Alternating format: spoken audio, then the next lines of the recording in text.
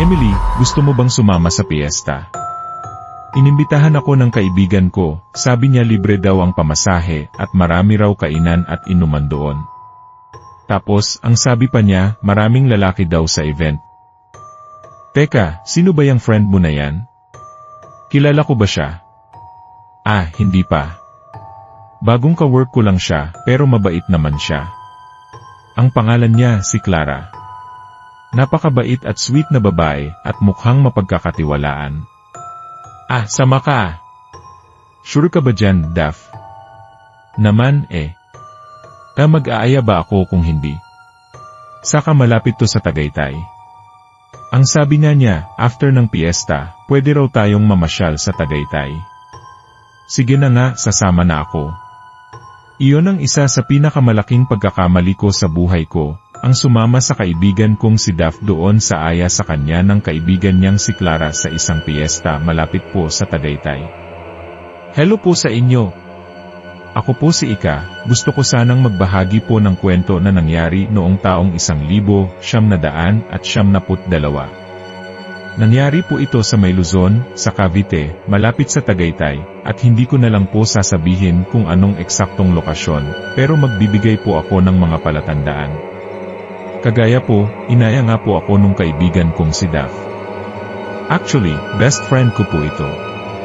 Yun nga, meron daw nag-i-invite sa kanya sa isang piyesta, si Clara, ka-office mate daw niya, libre daw lahat, pamasahe, pagkain, may pocket money pa, libre din yung tutuluyan namin doon. Oh ba, saan ka pa?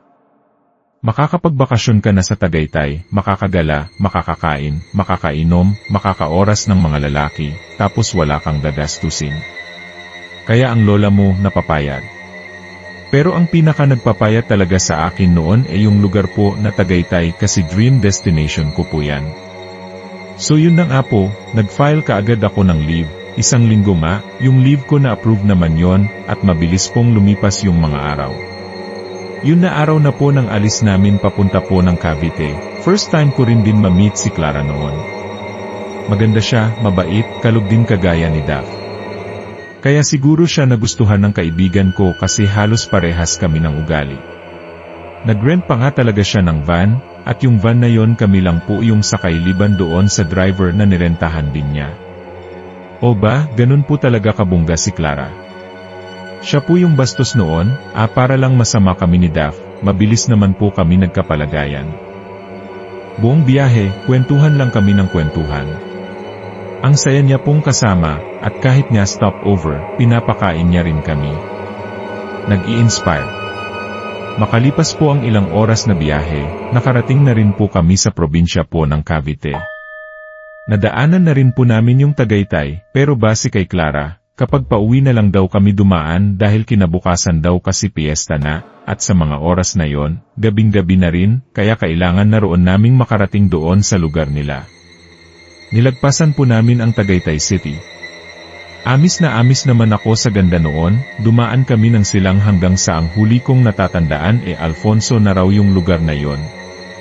Gabing-gabi na po noon, nasa kabundukan na po kami, pero tuloy-tuloy pa rin po yung biyahe. Hindi naman kami nabore o natakot kasi kampante naman po si Clara pati yung driver.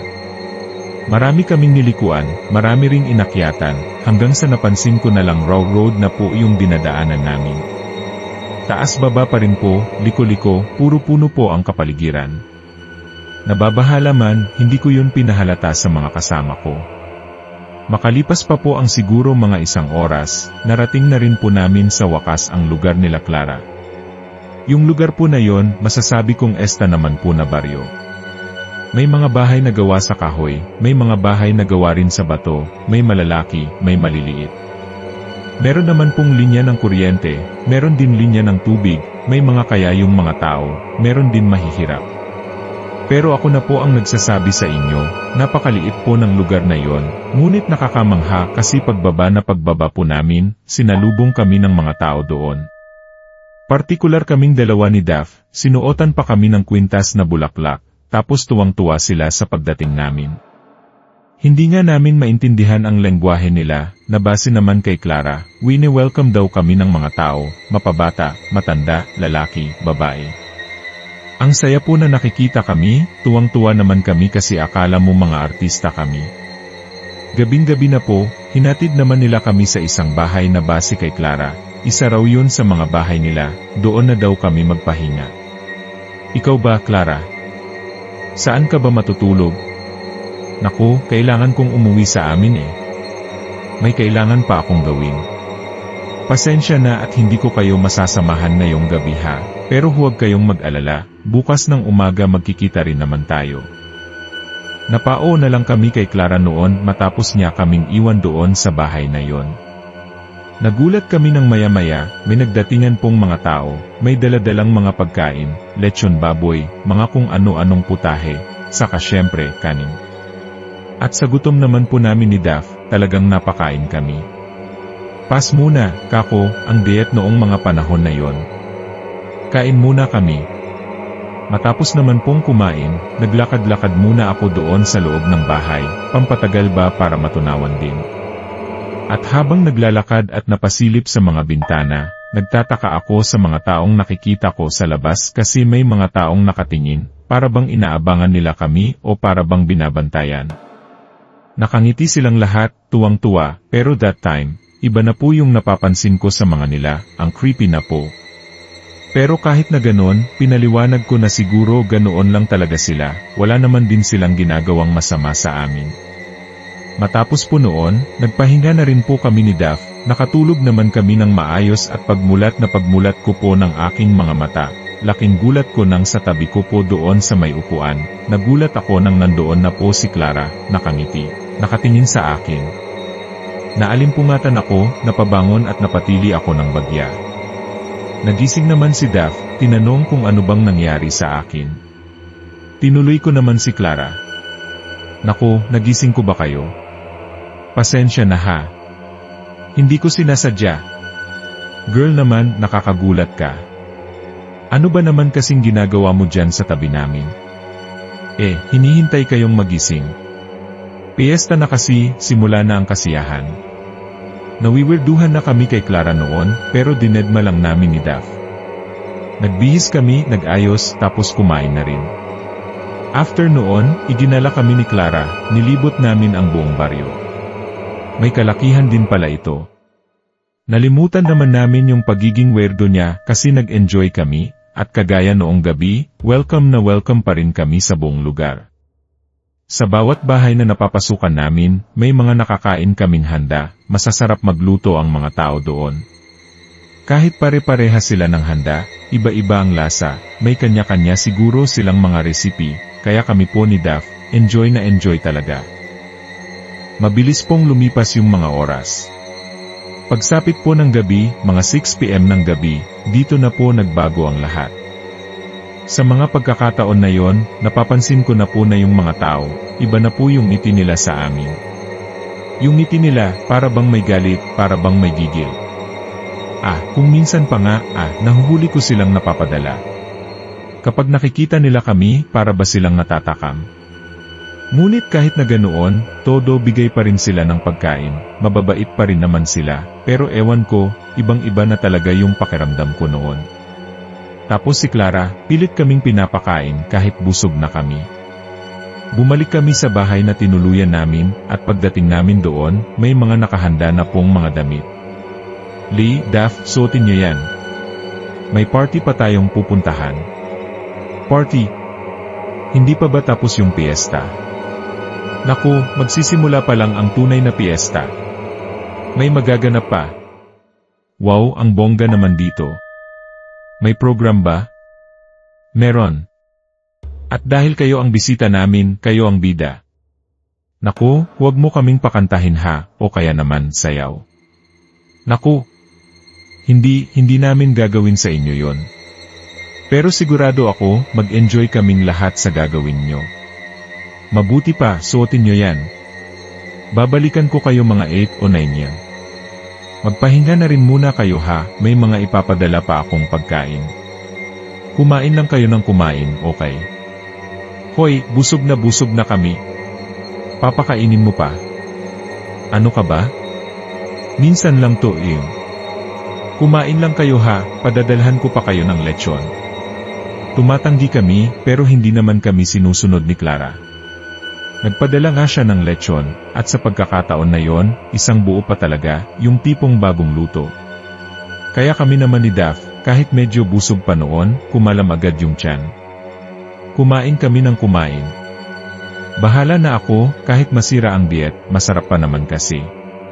Sa umaga, tanghali, hanggang sa gabi, matapos pong kumain, busog na busog kami. Parang wala pa kaming 24 oras doon, pero 5 kilo na ata ang dinagdag ng timbang namin. Naligo kami at pagkatapos, sinuot po yung mga damit. Hinihintay lang namin dumating si Clara, kasi nga sabi niya, may program pa daw na magaganap.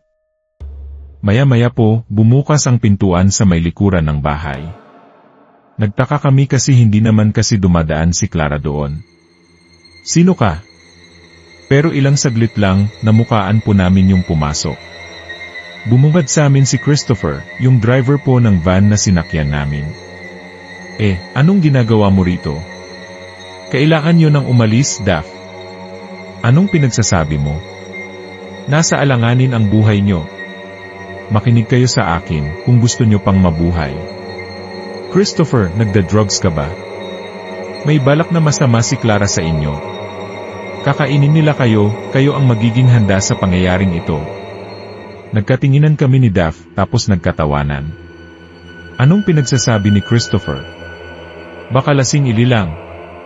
Baka nagda-drugs ka. Tignan mo naman yung mga tao sa labas.